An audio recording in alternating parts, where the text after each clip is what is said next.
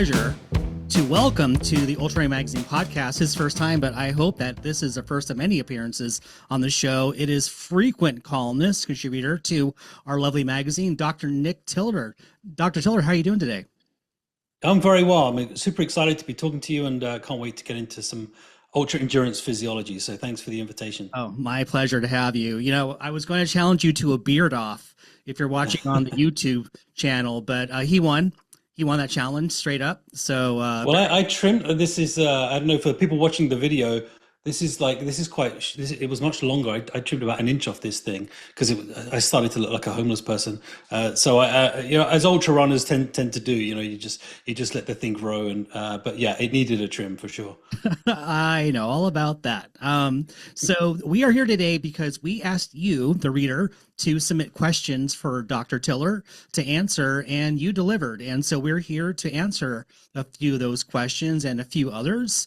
And also use this opportunity to get to know Dr. Tiller a little more. Right now, he has an article in our latest issue, which is Racing Without Eating. Terrible idea, if you ask me, but we'll ask the doctor about that.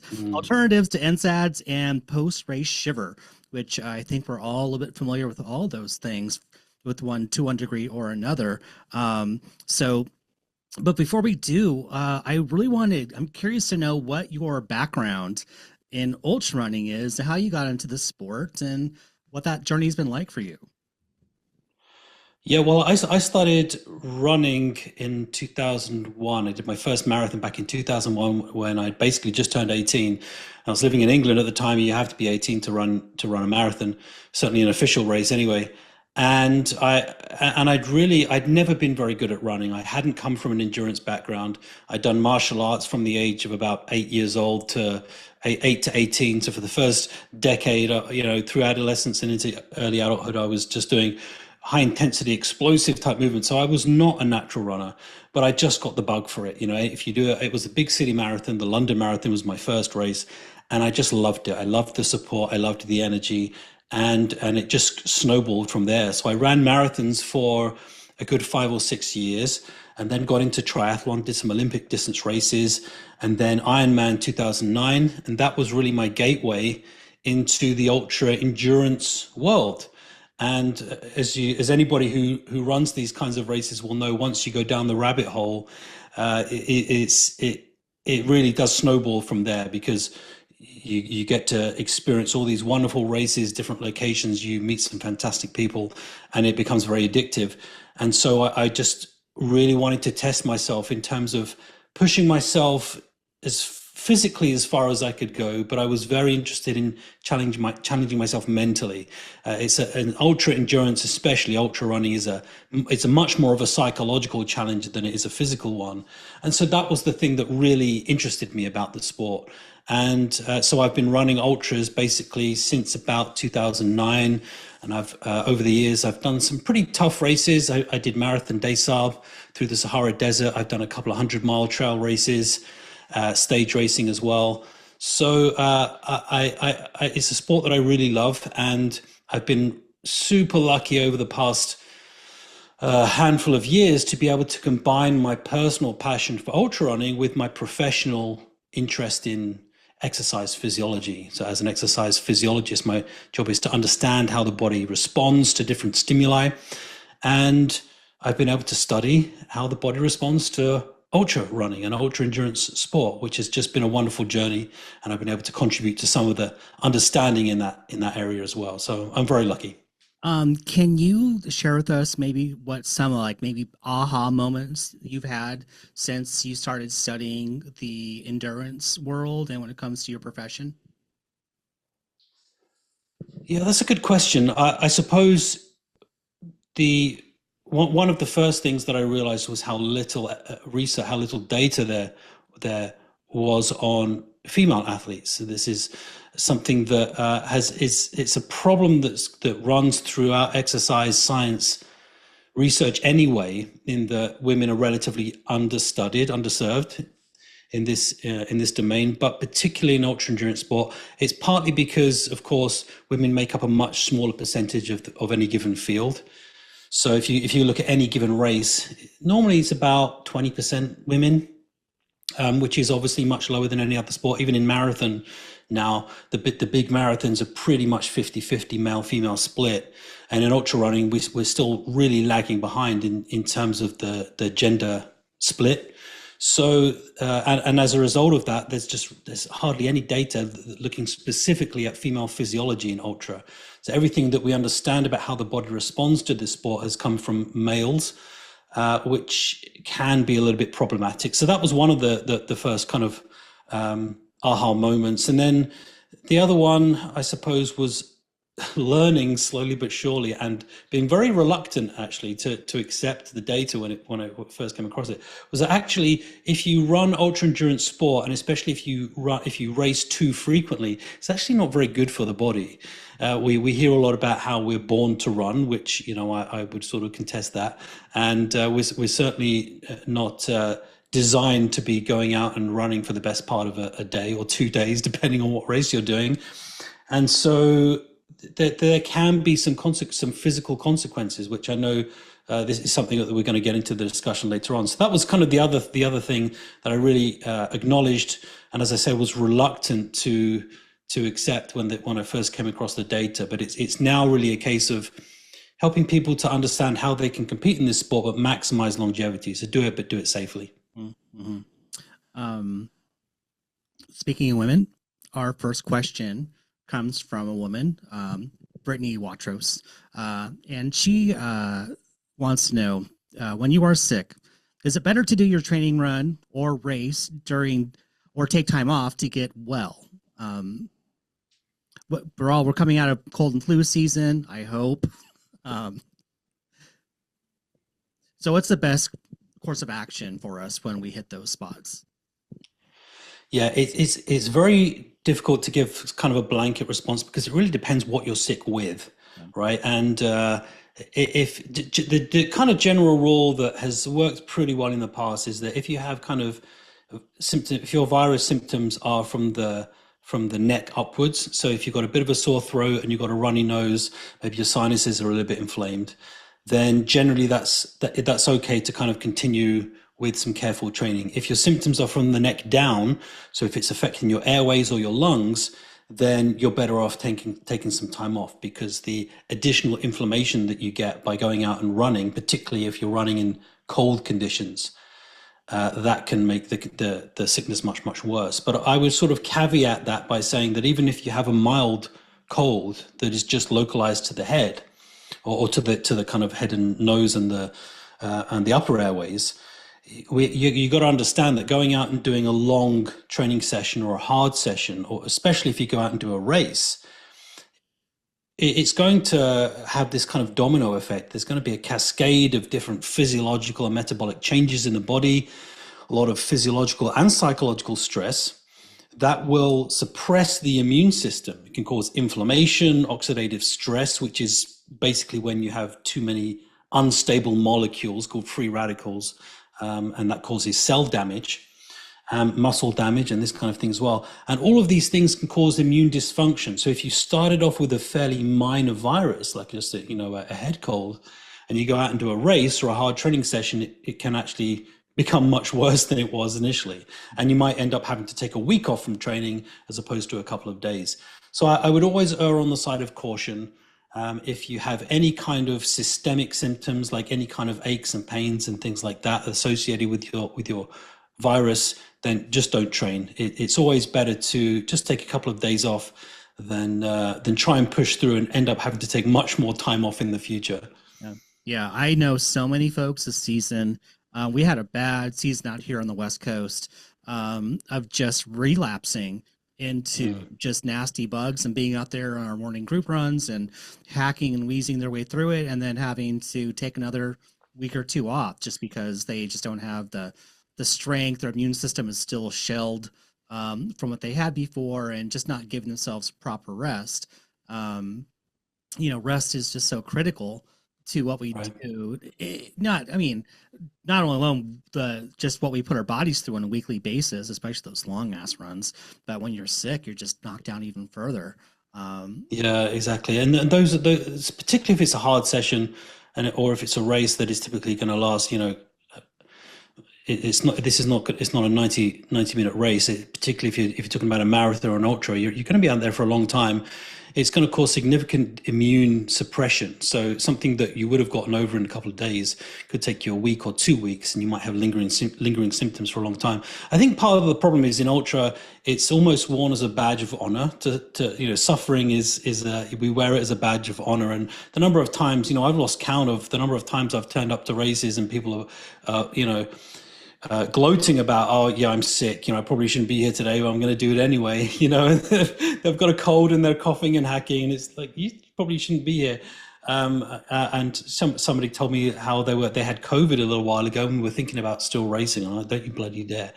I think we've got to get over ourselves there. And yes, it is a virtue to suffer in the name of your sport and to push through and show grit and show toughness.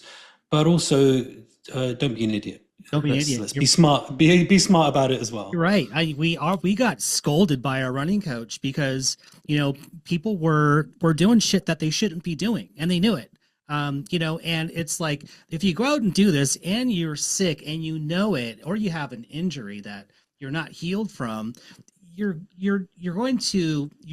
recovery and return back to the sport will be even longer. Now I really have to take more time to adjust your schedule, your training program to get you healthy again. So just taking those extra few days or week or two off, is much better than being sidelined for what could be months. So yeah, sage advice for sure. Moving on, I did mention the intro of the show that you are the author of a great book, The Skeptic's Guide to Sports Science, Confronting Myths of the health and fitness industry. So I do have a question for you. In your book, you address widespread myths about sports science. What are some of the most persistent misconceptions you see in ultra running regarding training, nutrition, or recovery, and how would you challenge those? And you could choose any one of those things. Well, my answer is normally very broad, because I think dietary supplements are probably one of the biggest sub industries in health and wellness culture.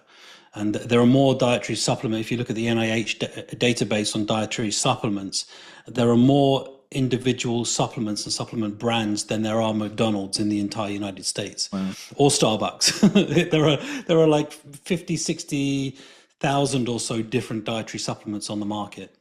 And people need to understand that there is little to no regulation on any of these supplements. Anybody who wants to create a supplement, don't get any ideas, listeners, by the way, but anybody who wants to create a supplement can come up with an idea, package the ingredients, following some vague kind of guidelines that the regulatory bodies will send you, and you can make whatever claims you like. As long as you're not making medical claims. You can't sell a supplement and say that this is going to, cure your asthma or something like that. You can't make very pointed medical claims, but you can make structure function claims, and pretty much they're not going to be. There are very few repercussions. Only in very, very famous cases where large companies have really put themselves out there and have put commercials on TV and things and have made claims that were blatantly untrue. Have they ever seen any consequences? But by and large, yeah, the dietary supplement industry is full of nonsense. The vast majority of supplements don't do anything, and certainly they don't do what they promise to do. And in ultra running, there are probably 4 or 5 exercise-related supplements that might improve performance, but none of them are really endurance-related. Caffeine, we know caffeine works as a stimulant. Creatine is very effective, but it's not going to be useful for ultra runners, I don't think. There are a couple of other bits, and beta-alanine, again, is probably not going to be that useful for ultra runners. And so I don't think it's unreasonable to say that the vast majority of supplements don't work. So probably just save your money. Don't waste your money. Don't waste your time. That's kind of the general rule of thumb. Mm-hmm, mm-hmm. Yeah. So I guess the seeds I bought that were pooped out of a rare bird species are supposed to make me go faster are bunk, you say? I don't believe you. Yeah, unfortunately. Yeah, and look, and dietary supplements are just one facet of the industry, right? There are, I was on a podcast called the Body of Evidence podcast a few weeks ago, and we were talking about different recovery strategies, and we were talking about ice baths in particular. And, ice baths are really interesting because we see athletes, certainly elite athletes, are always dunking their bodies in ice baths after hard training sessions, because it's just kind of conventional wisdom that getting in an ice bath helps to facilitate recovery. But it probably doesn't, actually. And if you've done any kind of exercise, and especially if you've done a race where you've got fairly substantial muscle damage, if the muscle is inflamed and if you've got protein breakdown in the muscle, getting in an ice bath is the absolute last thing you want to do. Ice baths actually suppress protein synthesis and blunt anabolic signaling. We need both of these processes to help rebuild the muscle. So it will actually inhibit recovery. And it's just one of hundreds and hundreds of examples where it's really just an old wives' tale. It's something that we assume is true because we see athletes doing it, and we've heard it, we've seen it out in the ether, we see it on social media. But actually, until we apply a little bit of skepticism and a little bit of critical thinking to the process, we're just going to assume that these things work. But most of the time, they don't. So let's say the next time I'll use your term, a bloke. If he says, I'm going to ice bath after this hard run, what would be the counter to that? What would be, what would be more beneficial than that would be, blank? What would that be, in your opinion, for good active recovery post-run? Yeah, and you touch on an important point, because the last thing that you want to do is just very bluntly say, that's not going to work, don't do it, you're stupid, because people switch off. If you insult them or tell them that they're dumb, they tend to shut down pretty quickly. Unfortunately. What? You want to listen to me? Well, this is the thing. When I first became a critical thinker and a skeptic working in exercise science, you see so much of this nonsense all the time. Yeah. And the immediate reaction is to get frustrated and just say, "You're an idiot. What are you doing? This is so stupid." Oh. But actually, you don't. What's the saying? You attract more flies with honey than you attract more flies with honey than shit, or something like that. I don't know. I won't put it to a test, but we'll go with it.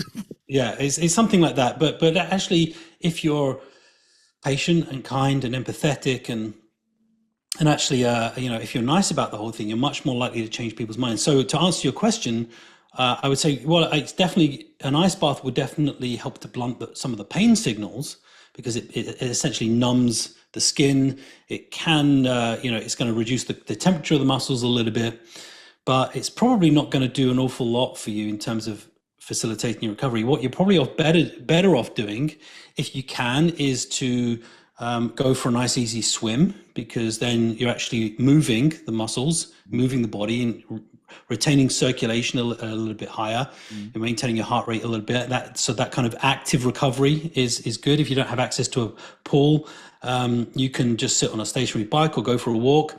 But generally speaking, the two best things that you can do to recover from a hard session or race is get some high quality protein and lots of carbohydrate, because these are the building blocks of muscle tissue. So you want to get that stuff into the muscle and get a good night's sleep. Those are the only two things that are really going to get the ball rolling in terms of facilitating recovery.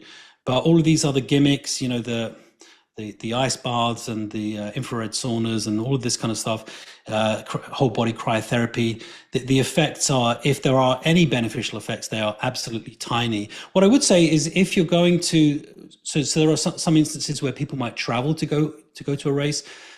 They do a hard race and then they have to sit in the car driving back for a couple of hours, or they might be sitting on a train and they're not going to be moving. Then some lower body compression tights might provide you with a very small benefit, because the graduated compression helps to maintain the circulation in the lower body. So that can have a very small effect on recovery, but that's only beneficial if you're just going to be sitting still for a couple of hours while you're in transit. But otherwise, good nutrition, good sleep. Yeah, I have a friend that he ran an ultra, ran 100, and then like a day or two later, I think it was a day later, he hopped on a plane from the U.S. to Germany, and mid-flight, he got a blood clot because he was just sitting there. And right, yeah. Luckily, he's okay, but there was a that's really good advice of if you are going to be catching a flight after your long run to pack those compression sleeves for your calves, etc. So really great. Well, the technology for those things were for the kind of sports related recovery types came from the knee high compression socks that were designed to lower the risk of deep vein thrombosis, which is usually more of a risk in older people with circulatory issues, and so. And then, exercise sports athletic manufacturers cottoned onto the idea that this is something that you could sell and that was marketable. So generally, you want to have a full lower body compression garment. Compression socks are probably not that beneficial because they don't provide enough compression. The actual pressure that they exert is not high enough. So you want some good full lower body or even whole body compression tights. My honey, but again, I wear that hasten around the house when company comes over. I'm just in my full body tight suit. Get a shiny one. PVC. So yeah, but I hasten to add, look, generally speaking, the benefits of compression tights are very, very small effect, and it's only beneficial again if you're going to be sitting stationary for a bunch of hours after you've done a hard race. But generally speaking, and I was writing about this earlier today. And the whole recovery aspect of health and fitness has just gone crazy because everybody wants to recover faster. Training doesn't make you fitter or stronger. It's recovering from training that makes you fitter or stronger. So everybody knows how important this is. But really, that there are no surefire ways to expedite recovery. It's just good eating, good sleeping, and rest when appropriate. Maybe get a sports massage, something like that, just to help to get rid of some of the stiffness, some of the perceptual symptoms, but by and large, the recovery is just. I mean, what does recovery even mean? It's so vague and so broad. What actually are we recovering here? And it's broad specifically because then a product can claim expedite recovery. Okay, well, what do you actually mean by that? That's a very vague claim, and that's by design. Yeah, that's great advice. So our next question comes from Deb Haberlin, who wants to talk about the heart, about the enlarged heart chambers. So when participating in endurance sports for extended periods of time results in enlarged heart chambers, is there any correlation to future heart disease or heart-related issues from the phenomenon? Yeah, great question. So anybody who's trained to do a kind of endurance sport, and typically the higher intensity or the longer the type of endurance sport, you're going to get all of these cardiovascular adaptations. And we know most of the listeners will be familiar with VO2 max, which is kind of a measure of maximal aerobic fitness. And it's definitely not the most important aspect of distance running, but it's an important metric. And VO2 max, for example, is mostly dependent on the cardiovascular system. So it's how much oxygen you can deliver to the muscles. And anytime you do some kind of aerobic based endurance sport, so that's endurance generally by definition is aerobic. Certainly if you're doing triathlons and marathons and ultra marathons, it's oxygen dependent. And so the system that you're primarily training is the cardiovascular system. So the cardiac muscle pump is the kind of the prime mover there. So it's a very normal adaptation. Just like you go to the gym and you lift weights and your muscles get bigger, the heart is a muscle. So if you apply a consistent stress to it, it's going to become bigger. And particularly the left side of the heart, so the left ventricle, is the part of the heart that actually pumps blood around the body. So that's the side of the heart that is mostly being trained when you are when you're engaging in this type of exercise. So what Deb is referring to is left ventricular hypertrophy. So it's the left ventricle of the heart actually getting bigger and stronger. And that's a good thing generally, because it means that the heart is becoming a more efficient pump. It can pump more blood around the body with fewer beats, so your resting heart rate will drop. And that's a sign of being physically trained. So it's generally a benign adaptive response to training. It's so common, it's called the athlete's heart, right? So it's when you get the left side of the heart actually increases in size. And it's not a problem. There are some instances where it could become problematic. So the obvious one is if the individual has an underlying heart condition. So that might be something that they're aware of, or it might be undiagnosed. So hypertrophic cardiomyopathy is a potentially deadly undiagnosed condition, or it's potentially deadly if undiagnosed. And this is, very sadly, if you watch if you watch enough team sports, occasionally you have an athlete that kind of drops to the floor clutching their chest. And normally these athletes are in their 20s and 30s, and they suffer some kind of cardiac arrest on the field. It's happened a lot. I say a lot. It happens from time to time, enough times for it to be kind of lodged in the memory. It happens a lot in soccer. In England, where I grew up, that's kind of probably the national sport. And so hypertrophic cardiomyopathy is usually the culprit there, but that's something that somehow wasn't diagnosed.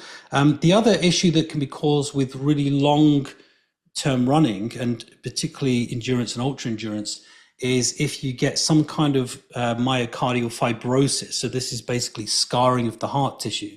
So again, you get kind of a similar phenomenon in the skeletal muscles. If you build up scar tissue and the muscle, you get a knot in the muscle, it can become sore and a little bit inflamed.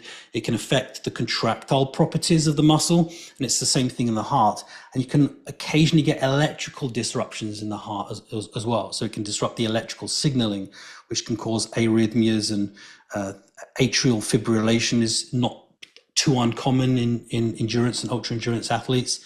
So generally speaking, an enlargement of the left side of the heart, if it's associated with endurance training, if it's the athlete's heart, is benign, it's not a problem. There can be long-term repercussions if you're not careful. So I would say if you're in your 40s or 50s, then I think it's always a good idea just to have a chat with your doctor if you're competing in ultra endurance sport, just to make sure that you're fit to do so. They can check your family history. I think once you get into your 40s and 50s anyway, it's a good idea to kind of kick the tires, so to speak, because just as if you were going to take a long cross-country drive in your car, you'd kick the tires, you'd check the oil, you'd make sure that there was enough gas in the gas tank, and the radiator's full of water or coolant or whatever. You do these basic checks because you don't want the car to break down halfway through. So let's apply the same kind of rigor to our own bodies. And ultra endurance activity is it's the cross country running that we're expecting our bodies to be able to do on a semi-regular basis. So yeah, kick the tires and make sure that you're fit to take those long journeys. Speaking of the heart, many of us, we use our digital watches that check our heart rate to let us know where that's at, among a litany of other things. The science has just advanced so much. But do you have any thoughts or opinions about using watches or devices to monitor your heart rate? Yeah, for monitoring heart rate, I generally think it's a pretty good idea. You can use heart rate to prescribe exercise training intensity. If you know what your max heart rate is, and it's especially useful if you can work with a coach and, ideally alongside an exercise physiologist who can look at your heart rate deflection points and your lactate threshold and so forth, because then you can then use heart rate to prescribe very specific exercise training. So rather than guessing, this is a steady intensity, this is where my threshold is, this is where my interval pace is, you can actually take the guesswork out of the equation, and you can actually prescribe very bespoke exercise training based around heart rate. So I think that's a good idea. By and large, that most of the time, most of the running that the ultra endurance athletes do is low intensity, long duration. So it's something that you can, ultra endurance pace, and the more that you can do of that, the better, within reason. And so it may not be particularly beneficial to track heart rate in those instances, but certainly once you start, if you're doing a recovery run, it's good to keep your heart rate, below a certain threshold. If you're doing threshold pace or tempo running, then it's good to know exactly where the deflection points occur. And then in that case, heart rate can be really useful. I will say that the wrist units are not particularly accurate. I find, I've got a Garmin Phoenix, not the most recent one. So I think I've got a 7, I think they've brought out 8 now. But anyway, but I think the 8 is based on the same technology. So it's a relatively top of the line watch, and the wrist heart rate monitor is atrocious. You know, it goes anywhere near 150, and it just kind of it just plateaus. And I'm running hard, and I'm thinking I'm definitely not at 150. I can feel it. Yeah. So you know, I had to invest in a strap that goes around my torso, and then I get a pretty accurate response. So yeah, I would just make sure that you're using an accurate sensor. Okay, thank you for that. Our next question comes from a favorite, Pam Profit Smith, who has a two-part question. Her question is, have all these high sodium sport drinks gone too far? Does anyone really need 600 to 1,000 milligrams per hour? Yeah, good question. Generally speaking, no, you don't need that much salt. If you think about the fact that most ultra runners are eating throughout the particular course as well, very, very rarely you might have an athlete who manages to do a race exclusively on fluid, but most of the time you need some solid food, and that's especially true the longer that you go, if you're doing races of 12, 24 hours. And most foods have some sodium in there as well. So that you have to subtract that from whatever you're including in your drinks or whatever electrolytes you're taking.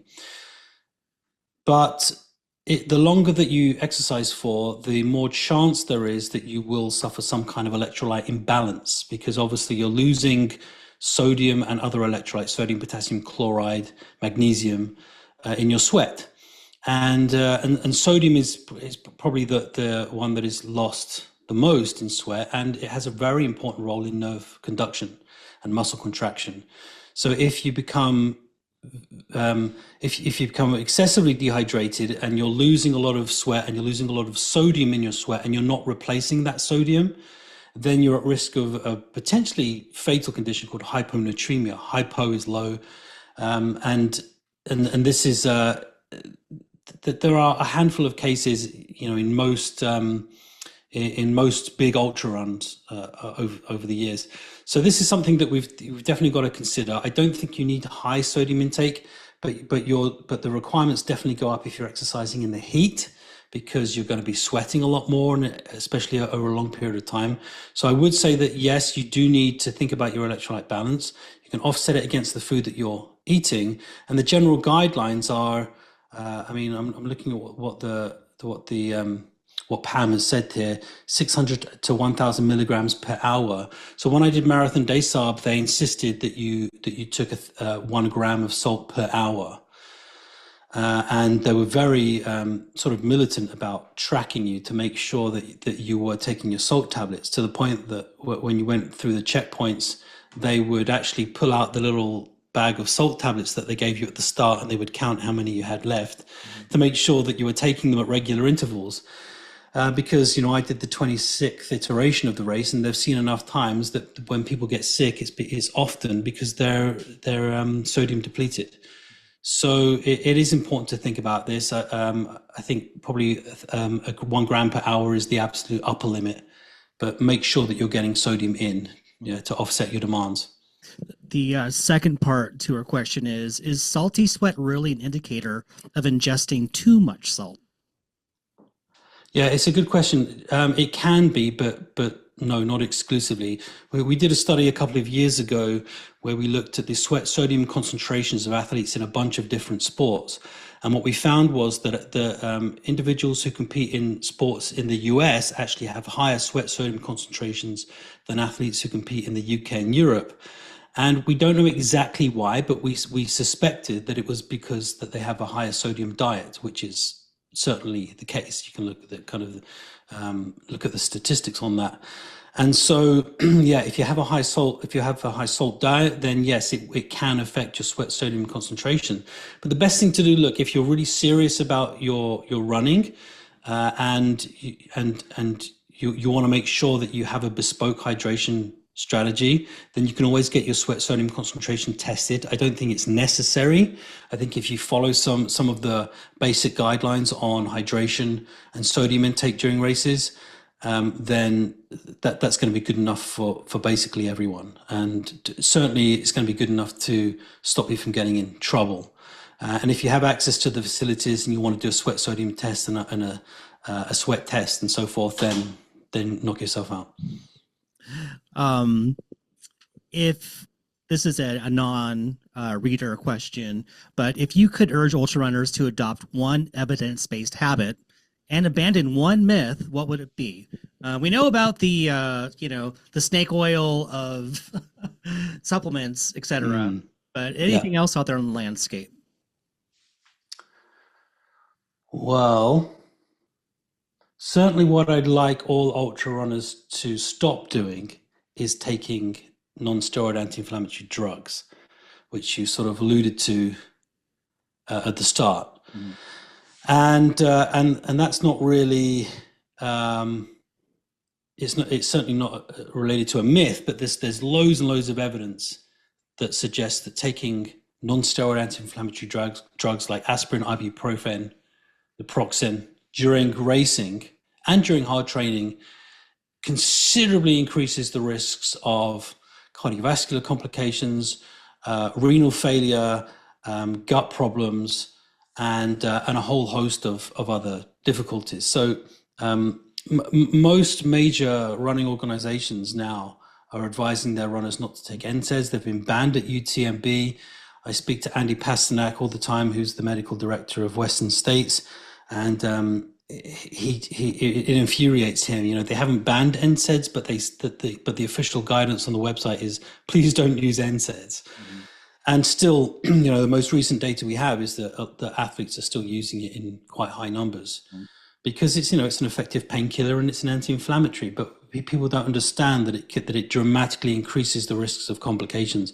Andy and his group published a study a year or two ago, and they found that in 2 iterations of Western States, there were 4 individuals that had to go to hospital for an extended period of dialysis because their kidneys had shut down.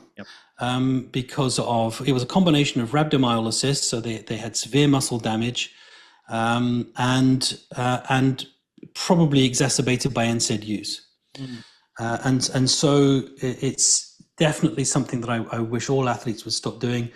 There are alternatives. I'm not advocating that people take Tylenol, for example, but it's the lesser of 2 evils. If you have to take something, take Tylenol, also associated with risks, but lower risks than NSAIDs. And there are other options as well that runners can explore. But yeah, I'd love people to stop using NSAIDs. Yeah, I remember. I won't say his name. I don't want to embarrass him, but there was a young gun coming up when I started running ultras, who took a bunch of NSAIDs at a race, and he had just a brilliant future ahead of him and landed himself in the hospital and was in really, really bad shape. And that was kind of his exit to what otherwise would have been a really bright future in this industry, sadly. It's sad to hear about 4 people being pulled from Western states and being hospitalized and having some serious implications in rhabdo. You can die from rhabdo. Right. I interviewed someone who did Javelin 100 and they had rhabdo. Pay attention to your pee, folks. They were in terrible shape because of that. So definitely good food for thought. I remember I did 100 and I was having a tough time. They're like, do you want some anti-inflammatories? I'm like, no, I'd rather drop. Yeah. And then name and shame. Right. Yeah, because it's the downstream effects, right? Because rhabdo is something that occurs from extreme muscle damage. Yeah. So it can cause problems in the muscle, but it's the downstream effects because all of those metabolic byproducts that leak out of the muscle, myoglobin and so forth, have to be processed by the kidneys. And the kidneys, are already under a lot of strain because they're dehydrated and, electrolyte imbalances and so forth. And so that piles extra stress on the kidneys, can actually block the narrow tubes of the kidneys as well. And there is something called the cardiorenal axis, which is this kind of synergistic relationship between the kidneys and the heart. So if you stress one organ, it causes stress in the other. So these four individuals that were hospitalized after Western states, they had rhabdo, so their muscles were shot. I think two of them were in kidney failure, and two of them had cardiac complications. One of them had respiratory failure as well, because it just the whole system shuts down. So it's really something to pay attention to. I guess just to answer the other part of your question, which is kind of a common myth and misunderstanding, is low carb diets. This comes up a lot, and it's popular with a kind of a niche subgroup of ultra runners, and there's no real good evidence that low carbohydrate diets are beneficial for performance. If you're lucky, it might not diminish your performance as much as you expect, but certainly there's no evidence that following a low carb diet is beneficial for ultra running. There are a couple of athletes who are low carb, who are keto, who claim that it's the be all and end all, and if they can train and compete following that kind of diet, then good luck to them. But I would say that they're successful in spite of the diet, not because of it. So it's certainly not a prerequisite. And at the moment, the more and more evidence that we see, the more and more convinced I am that if this is something that you really want to do, then you can try it. But the best case scenario is that it won't diminish your performance. It's not going to enhance it. Right. Yeah, no, I think I have, I made that pitfall before, that mistake years ago, back when the low carb thing was becoming a new hot trend. It's what it's a trend. It's, and trends aren't, they're not established. That's why they're trends, right? Based on long-term studies to show the benefits of that. We're just, hoping for fast results to a degree with that.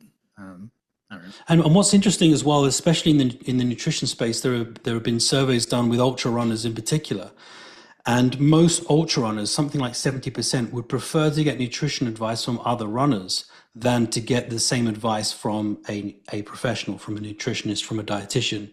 I don't know exactly why. I don't know if it's a distrust of experts or something like that. And that's why, that's one of the reasons why I figured I would have some relative success in this space, because I'm not just an exercise scientist, but I'm a runner as well. And I found that over the years, it's really helped me to connect with other runners. And they seem to take me a little bit more seriously when they know that I've run these races as well. I know what they're going through. When I'm at the finish line and it's 2 a.m. and they cross the line, and I'm asking them to, breathe into a mouthpiece so I can check their lung function. They're happier to do it because they know that I've been there, and I know what they're going through. So I think that kind of helps my credibility a little bit. Yeah, let's talk about that for a second, if you don't mind. So you actively participate at events to do studies. Can you share more about what that work looks like? Yeah, so obviously we want to understand more about the physiology of ultra endurance sport, and this is very hard to replicate, impossible to replicate in the lab. It's easy if you're testing a 10K athlete, you can simulate a 10K on the treadmill. It's not going to be perfect, but you can get close to the physiological response. You really can't do that with an ultra. That some people have tried getting athletes to run for 24 hours on a treadmill, but even then you don't replicate the terrain, you don't replicate the environmental conditions. So more often than not, you're much better off going out into the field than actually collecting data where the athletes are racing. So if, we, for example, published a study a couple of years ago looking at the responses, or the lung function responses to ultra running. And it was a race in the UK called the Great Barrier Challenge, which is 10 in 10. So it's 10 marathons in 10 days. And it's a perfect setup because basically the start-finish line is a campsite, is a camping ground. And then each marathon goes off kind of like a clover leaf. So you do a loop, but it's an out and back. It's a circular loop, but the start-finish point is the same for each race. So for a researcher, it's perfect because you can grab the athletes before they go out, you can grab them when they cross the line, and you can do all of your tests. And this is a great way to collect data, to understand the body's responses to ultra running, whether it's understanding how lung function changes, if you want to do cardiac scans and see how ultra running affects the heart and the blood vessels. You can look at nutrition responses, what's going on in the gut. You can take blood samples, which give you a whole host of different metabolites and markers for different things.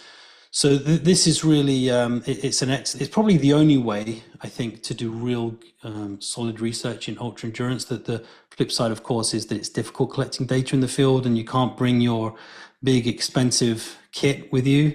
A lot of that stuff has to stay in the lab, so it has pros and cons. But I love doing it. The 10 in 10, for example, I was camping in a field for 10 days, and you just get to be a part of the experience. That's great. That's great. What a great story. Has there been any recent studies that has you particularly excited, or that's actively going on right now? I imagine you say you keep pretty close tabs on what's happening in your industry relatively to in endurance sports. Yeah, for sure. There's an ongoing study at the moment that Trent Stellingworth, who's a nutrition expert, is doing at the moment. I can't say too much about it because it's still a work in progress, but him and his team have designed these kind of energetic equations to look at energy expenditure during ultra endurance exercise. And this is something that's been sort of studied in its infancy for the last couple of years, but we're really interested to see what the upper limit of energy expenditure is in ultra endurance sport, because there are only so many calories that you can burn at one time. And at the moment, it seems like you can go out and you can run almost indefinitely. That you see people going out and they do 400 marathons in 400 days, and people doing triple decker Ironman. So they're going out and doing Ironman triathlon for 30 days. But there's a very interesting question there, like, what is the upper limit of human endurance? Could you do a triple decker Ironman? Could you do it indefinitely if you didn't suffer from catastrophic injuries and your heart didn't explode? Could you theoretically, from a metabolic perspective, could you go out and do that kind of thing indefinitely? And some people think yes, and some people think no. But that's kind of an emerging area of research to understand really what is the true upper limit of human endurance. And people are kind of pushing that envelope all the time. There are more and more ridiculous races and more ridiculous, absurd individual challenges. And so ultra endurance is the perfect model to understand the limits of human endurance. Yeah. You also have to be careful too, getting caught up in the sort of look what they're doing. I can do that too. I wanted to join in that sort of bandwagon of going for an FKT and just or doing consecutive runs for God knows how long at God knows how many distances when maybe we're not fully prepared for that sort of events, Right. Yeah, and it's impossible to prepare your body even for a 100 miler. Yeah. You can train as much as you like, even if you have a very, very high mileage, but you're still going to finish the race and you're still going to be hobbling around for a few days. Even if you're exceptionally well trained, it's almost impossible to actually prepare your body for that kind of strain. And it's certainly not something that we've evolved to be able to do. Yes, we've got the genetics of hunter gatherers, so we can go and track animals, and we're efficient on two legs.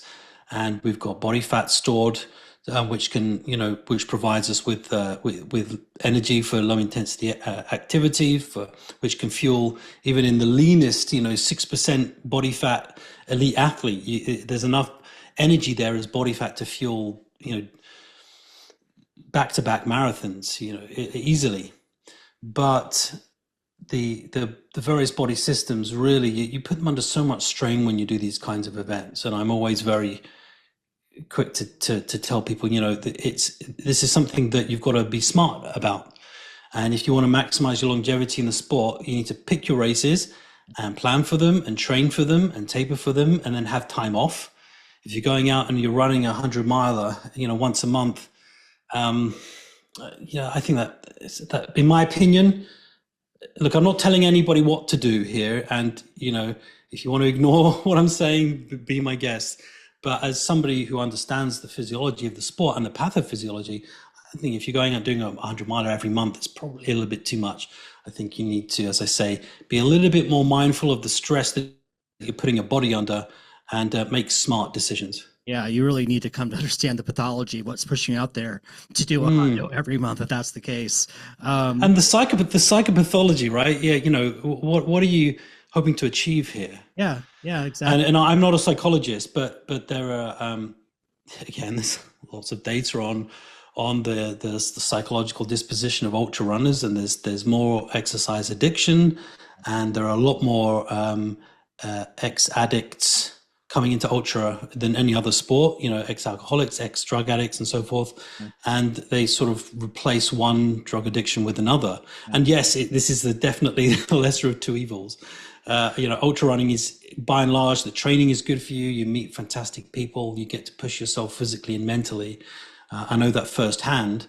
But again, it's not all sunshines and rainbows. We've got to think carefully about making sure that you can do this kind of sport later on into your, late 40s, 50s, 60s, 70s. I'd be surprised if you can go out and do a 100-miler every month and do that successfully into later life. yeah. Are you familiar with Jill Colangelo? She's I know the name. she's based in Italy now, but she does a lot of research based on that about that, just that psychological pathology of just of what we do, why we do it, and just doing so much, and there's like a diminished return on doing too much. Um, Mm.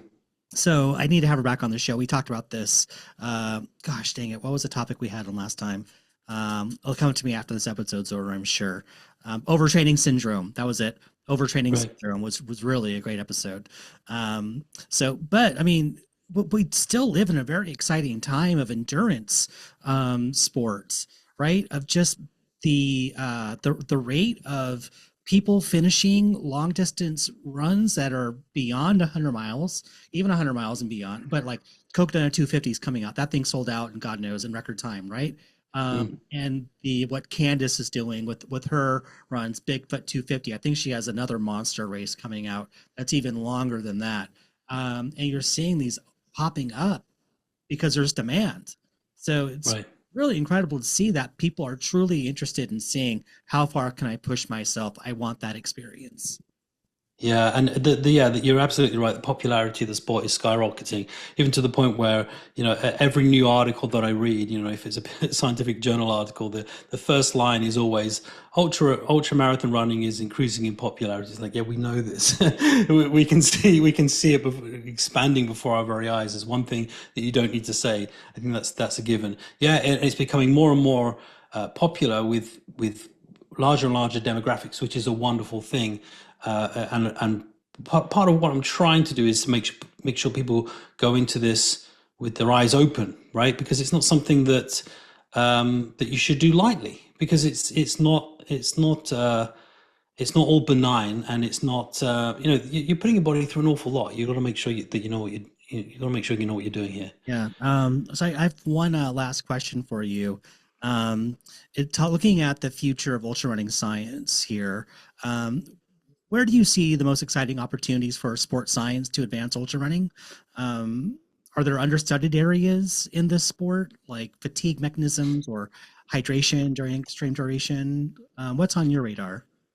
Yeah, well, the one thing that we've really not been able to do is to understand the real determinants of performance. We have an idea of what you need to do to be a successful runner, but like in marathon running, and for pretty much every other endurance sport, from marathon below, right? So from all the way from a 400 meter, from I'd say 100 meters all the way up to marathon, we can say with a high degree of certainty exactly what physiological parameters are needed to be successful in that sport. So in marathon running, the marathon running equation, if you like, was officially derived, I guess, in the late 80s, early 90s. Mike Joyner and his contemporaries basically came up with this equation that you can predict 95% of the variance in marathon running if you know somebody's VO2 max, if you know their lactate threshold, if you know their running economy. So because it's a very physiology heavy sport. So if you get a marathon runner into the lab and you test those three things, you can, in theory, predict their marathon running time with a very high degree of certainty. And I tried this myself actually a little while back. And obviously, it's the caveat is that you don't get injured during the race, and you don't have stomach problems, because those are anomalies. Those are things that you can't plan for. But based purely on the physiology, I predicted my marathon running time in advance, and ran the thing as hard as I could, and it was within a couple of minutes of my predicted time. Okay, maybe it was a self-fulfilling prophecy, who knows, but we can't do that for ultra because it's too complicated. There are too many things going on. Yes, it's dependent on physiology, so you've got to have a reasonable VO2 max, and you've got to have good running economy and your lactate threshold, but you've also got to have excellent peripheral conditioning. So you've got to make sure that you're not suffering from severe muscle damage and muscle pain and soreness. You've got to have really nailed down your nutrition plan and your timing. You've got to minimize gut discomfort. Gastrointestinal distress is a huge problem in ultra, and that takes time and planning and a lot of thought to try and deal with. You've got to think about training the gut to deal with the high volumes of carbohydrates that lots of people take in during the races. And then, all of these other things like, poles and backpacks and trail shoes and getting to deal with the terrain. And then there are all the psychological components. So it's just so multifaceted and multidimensional that to come up actually with an equation that helps us to predict performance I think it's probably going to be impossible. So what I would really like to see happen in the coming years is for even if it's just speculative, just for the brains to get together and just come up with okay, what are the key determinants of performance here? We know that VO2 max is relatively less important in ultra than it is in marathon running, but I think probably your ability to tolerate muscle damage is going to be probably one of the most, if not the most, important predictive factor in long distance races. So, more than 100K, for example, because most of the time, if you look at any race, whether it's, let's say Badwater, that is pretty flat until you get up to Mount Whitney at the end. But before that, it's pretty flat. And you look at UTMB, which is definitely not flat. And you ask the runners, 2/3 of the way through, what are you suffering with here? And they'll always say, my legs are shot. That's probably 95 times out of 100. That's the first thing they say is my legs are buggered. So there is something about that duration of activity that is just incredibly difficult to condition yourself for. So if there are ways to actually condition the peripheral system to be able to tolerate that kind of muscle damage, and I think that's going to be really important. So yeah, to answer your question, I would really like to see some progress made in understanding what the real determinants of performance are in ultra, because it's much harder to do than it is in any other sport. Wow. Dr. Tiller, you really have demonstrated here just why we are so lucky to have you as a resource within the pages very kind. of our magazine here. It's really important, especially as we just mentioned about how more and more people are ushering into this sport, and we want them to be able to do it for as long as possible and to do it safely with science-based fact and research and study. So thank you for all that you do for the sport. We truly appreciate it. Thank you. It's very kind of you to say. Look, I really love this sport. I've taken away so much from doing this sport. I did martial arts for 20 odd years before I started. I would say 15 years before I started ultra running, and I've got more from ultra running than I ever got from any other sport. I've learned so much about myself, and I've met some amazing people, had some of the best experiences of my life, and a few things pain me more than to see people, number one, doing stupid shit and wasting their money and wasting their time in the pursuit of success, but having to retire early from races or retire early from the sport because they weren't careful enough about planning their training and being mindful enough about their racing. So above all, I just want people to, as you say, to continue to be able to compete in this sport and train for this wonderful, brilliant, absurd, ridiculous sport of ours long into their later years. I think we just renamed your article to "Don't Do Stupid Shit." Exactly, you got it.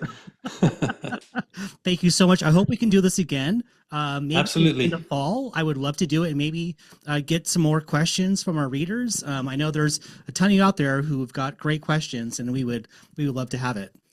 Dr. Tiller, thank you so much for your time today. That was a lot of fun. Thanks, Scotty. You got it. And we're good. Okay. Let me go ahead and stop this. Well done, sir. That was awesome.